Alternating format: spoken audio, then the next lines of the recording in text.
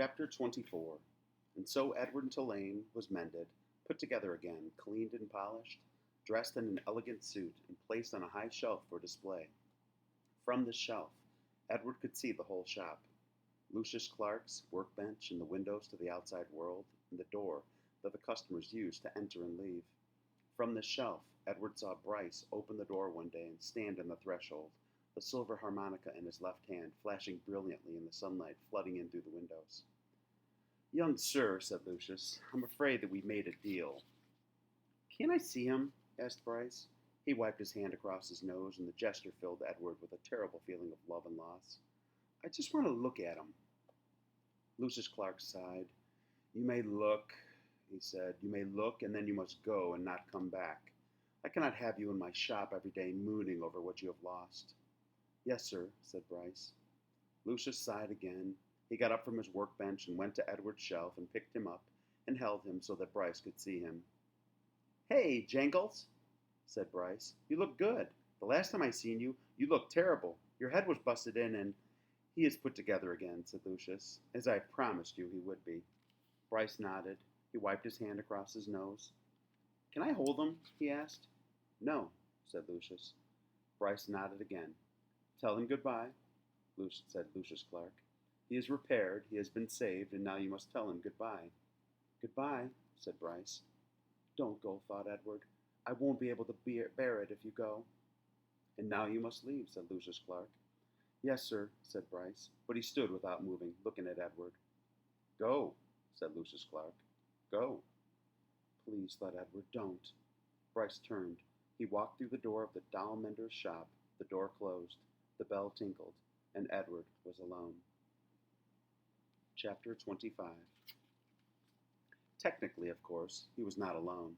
Lucius Clark's shop was filled with dolls. Lady dolls, baby dolls, dolls with eyes that had opened and closed, and dolls with painted-on eyes, dolls dressed as queens, and dolls wearing sailor suits. Edward had never cared for dolls. He found them annoying and self-centered, twittery and vain. This opinion was immediately reinforced by his first shelf-mate, a china doll with green glass eyes and red lips and dark brown hair. She was wearing a green satin dress that fell to her knees. "What are you?" she said in a high-pitched voice when Edward was placed on the shelf next to her. "I'm a rabbit," said Edward. The doll let out a small squeak. "You're in the wrong place. This is a shop for dolls, not rabbits." Edward said nothing. "Shoo!"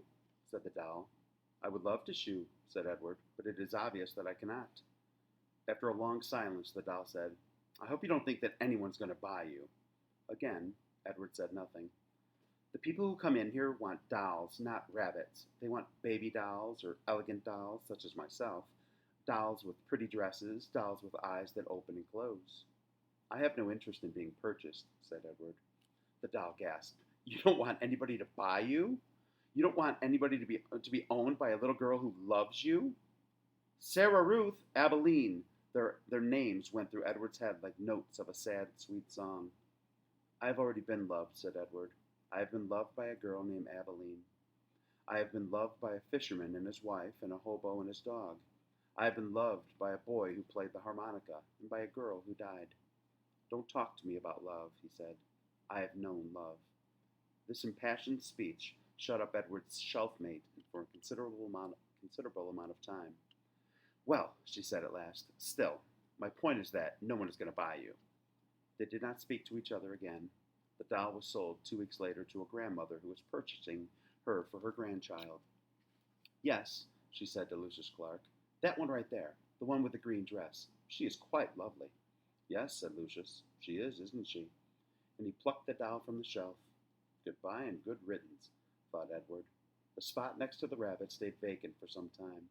Day after day, the door to the shop opened and closed, letting in early morning sun or late afternoon light, lifting the hearts of the dolls inside, all of them thinking when the door swung open wide that this time, the person entering the shop would be the one who wanted them. Edward was the lone contrarian. He prided himself on not hoping, on not allowing his heart to be lifted inside of him.